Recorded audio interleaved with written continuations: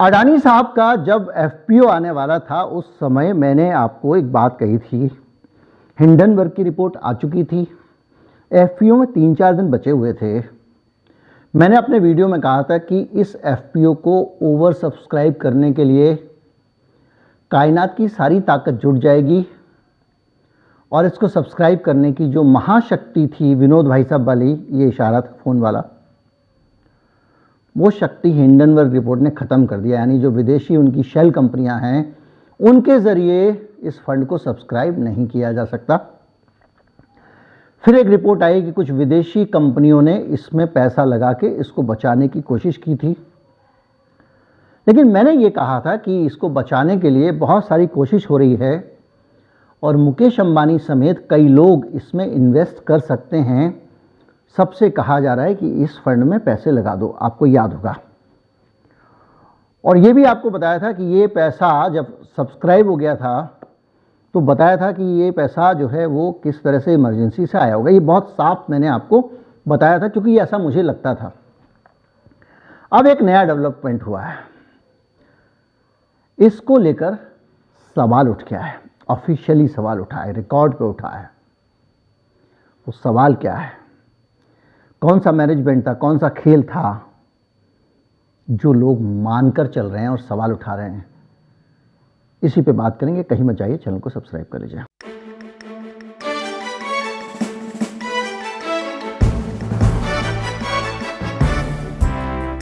जब आपका एफपीओ आकर पड़ा हो, हिंडनबर्ग की रिपोर्ट आ गई हो, आपकी इज्जत दांव पे लगी हो, तो आप क्या करेंगे? आप वही करेंगे जिसकी मैंने आशंका जाहिर की थी। मैंने संकेत दिया था कि कुछ पॉलिटिकल लोग भी इस एफपीओ को सब्सक्राइब कराने में मदद कर सकते हैं और ये भी हो सकता है कि किसी बड़ी पॉलिटिकल हस्ती ने उद्योगपतियों से कहा हो कि पैसा लगा दो, और कल जब आपको ज़रूरत पड़ेगी तो ऐसे ये भी काम आएगा। ये भी मैंने उसमें बोला था, शब्द कुछ और हो सकते हैं। अब जो आरोप लगा उसके हिसाब से ऐसा उस समय सचमुच हुआ था। केंद्र सरकार के एक मंत्री को, जो बहुत सारे उद्योगपतियों के साथ डील करता है, जिसके उद्योगपतियों से संबंध हैं, जो इन अमीरों के साथ डे टू डे का कोऑर्डिनेशन करता है, उस मंत्री को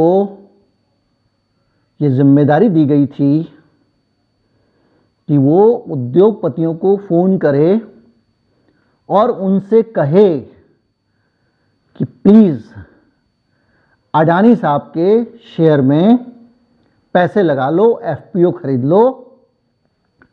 कुछ दिन की बात है, ये एफपीओ रिकॉल कर लेंगे, आपके पैसे वापस दे देंगे। यानी जो बाद में हुआ, ये आरोप लगा है और ये आरोप लगाया है कांग्रेस पार्टी ने। जयराम रमेश के बारे में जो लोग नहीं जानते हैं, जयराम रमेश का फाइनेंस का ही बैकग्राउंड है और वो वित्तीय मामलों पे समय समय पर लिखते रहे हैं, बहुत पुराने कीड़े हैं इस दुनिया के। उन्होंने ये सवाल पूछा है, उन्होंने पूछा है कि लंबे समय से व्यावसायिक संबंधों वाले एक हाई प्रोफाइल केंद्रीय मंत्री ने गौतम अडानी की ओर से सबसे प्रतिष्ठित व्यापारियों में से कुछ 5-6 से व्यक्तिगत पर्सनली कॉल किया। मुकेश भाई, टाटा जी, जो भी किया हो, तो मैं ऐसे ही नाम बोल रहा हूं, आलू जी, गोभी जी भी हो सकता है, और उनसे कहा कि गौतम भाई की इज्जत का सवाल है, आप एक काम करो, उनका एफपीओ खरीद लो और अपने पर्सनल पैसे से खरीद लो, आपका पैसा वापस हो जाएगा। और इसको कांग्रेस पार्टी कह रही है कि ये जांच के लायक मसला है, इसकी जांच होनी चाहिए और कन्फ्लिक्ट ऑफ इंटरेस्ट का मामला है, हितों के टकराव का मामला है। और उन्होंने मोदी जी से पूछा है कि ये जो मंत्री फ़ोन कर रहा था, क्या इसने आपसे पूछ के फ़ोन किया था या आपके कहने पर किया था? देखिए, कोई नेता जब ये बात कहता है तो उसकी दो वजह हो सकती हैं। एक तो वो हवा में कुछ बोल रहा हो। आमतौर पे हवा में इस रिजीम में नेता नहीं बोलते हैं, क्योंकि तुरंत मानहानि हो जाए। राहुल गांधी के ऊपर संसद में जो हुआ उस पर प्रिविलेज का मुकदमा कर दिया कि आपने जो बोला गलत बोला। कार्रवाई से उसके शब्द, सारे भाषण के हिस्से निकाल दिए गए और वो सब हिस्से निकाले गए जिसमें मोदी अडानी शब्द था। तो ये दौर अलग है, बीबीसी पे रेड हो सकती है। तो कोई भी आदमी सोच समझ के बोलता है, ऐसी उम्मीद की जाती है जयराम रमेश से भी कि उनके पास कुछ आधार होगा। आधार बहुत सारे हो सकते हैं। व्यक्तिगत तौर पे किसी उद्योगपति ने जयराम रमेश को कहा हो, क्योंकि कांग्रेस पार्टी वाले भी तो संबंध में रहते हैं उनके, ये कोई ऐसे साधु सन्यासी थोड़ी हैं, ये जैसी ही दोनों पार्टियां। तो हो सकता है किसी ने इनसे कहा हो कि बॉस मेरे पास ऐसे ऐसे फ़ोन आया था, ये आया था, फलां का आया था। या हो सकता है कोई रिकॉर्डिंग हो, किसी ने रिकॉर्ड कर लिया। आजकल तो फ़ोन में अपने आप रिकॉर्डिंग हो जाती है। तो जयराम रमेश जो है वो ये आरोप लगा रहे हैं और वो सीधे प्रधानमंत्री से कह रहे हैं, ये बताओ क्या हुआ। और इसके अलावा फैमिली ऑफिसेस को भी इंडस्ट्रियलिस्ट के फ़ोन किया गया था और जयराम रमेश ने पूछा कि अडानी के एफपीओ को उभारने के लिए दबाव डालने वाले फैमिली ऑफिसेस ने आश्वासन दिया कि केवल गौतम अडानी की इज्जत को, प्रतिष्ठा को, शान को, नाक को बचाने के लिए ये पैसा मांगा जा रहा है। एफपीओ बाद में हम रद्द कर देंगे, बस आप पैसे दे दो। और ये जानकारी अधिकांश निवेशकों को नहीं दी गई और जिन लोगों ने पैसा लगाया था आस के साथ में उनको नुकसान हुआ। और ये जो इन्वेस्टर थे एफपीओ के, उनके साथ धोखाधड़ी नहीं है क्या? ये सब सवाल जयराम रमेश ने पूछे। और इसका मतलब ये हुआ कि वो कहना ये चाह रहे हैं, पूछ सवाल रहे हैं, लेकिन संदेश जो दे रहे हैं वो उनका संदेश यही है कि मोदी जी के कहने पे किसी एक मंत्री की ड्यूटी लगाई गई जो इन सारे के सारे बड़े बड़े लोगों से डील करता है।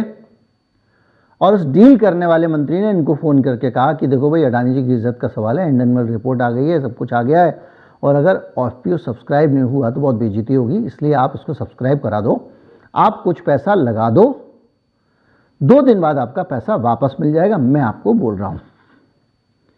और उसके बाद ये जानते हुए कुछ उद्योगपतियों ने कि ये मंत्री तो फ़ोन कर रहा है, तो एक तो मंत्री इंपॉर्टेंट है ही, और ये जानते हुए भी कि ये मंत्री फ़ोन कर रहा है मतलब सरकार कर रही है, मतलब मोदी जी की तरफ से कमिटमेंट है, पैसा आ जाएगा, और इस तरह से उनका एफपीओ ओवर सब्सक्राइब हुआ। ऐसा दावा जयराम रमेश की ये जो सवालात हैं उनसे निकल के आ रहा है। दावा ये भी आया था कि कुछ विदेशी फंड थे, उन्होंने इसको खरीदा था, उन्होंने इसको ओवर सब्सक्राइब किया था, वो भी कुछ खबर आई थी। जो भी है, लेकिन इस सब के बीच में एक स्वर ये निकल के आता है कि भैया, इस देश में सब लोग समान नहीं है क्या? संविधान तो सबको समान अधिकार देता है। कुछ लोग अगर सत्ता के नज़दीक हैं तो क्या वो इतने शक्तिशाली हैं कि पूरा सिस्टम उनके लिए काम करेगा? और ये बात भी सही है कि जिस आदमी का मार्केट रेट से ज़्यादा रेट पे शेयर एफपीओ में बिक रहा था, उसका लोगों ने सस्ता मार्केट से ना उठा के महंगा एफपीओ से शेयर खरीदा, तो ऐसे ही तो नहीं खरीद लिया होगा ना। मैं कहूं कि साहब मेरी इज्जत बचा लो, मैं 100 रुपए में बेच रहा हूं और मार्केट में बाहर बेच रहा आदमी 50 रुपए का, 75 रुपए का, आप मुझसे क्यों लोगे? क्यों लोगे आप? कोई कारण है? लेकिन अब चूंकि लिया गया है तो ये सवाल उठता है कि भाई कोई तो कारण रहा होगा, और ये कारण क्या है ये तो बाद में समझ में आएगा। लेकिन एक चीज़ और भी है, आपने ये भी सोचा हो भाई हफ्ते 15 दिन में पैसा बढ़ जाएगा, ये अभी टेम्पररी है, तो वो भी नहीं हुआ। शेयर गिरे ही जा रहा है, लगातार गिरे ही जा रहा है। अब इतना बताने के बाद आगे मैं क्या कहानी बताऊं, आप खुद समझते हैं और आपको खुद समझ में आ रहा होगा कि जॉर्ज सोरोस जैसे लोगों का मुंह क्यों खुल जाता है, उनकी इतनी हिम्मत कैसे हो जाती है। वीडियो को ज़्यादा से ज़्यादा लोगों तक पहुँचाएं, चैनल को सब्सक्राइब कर लें। नमस्कार, जय हिंद।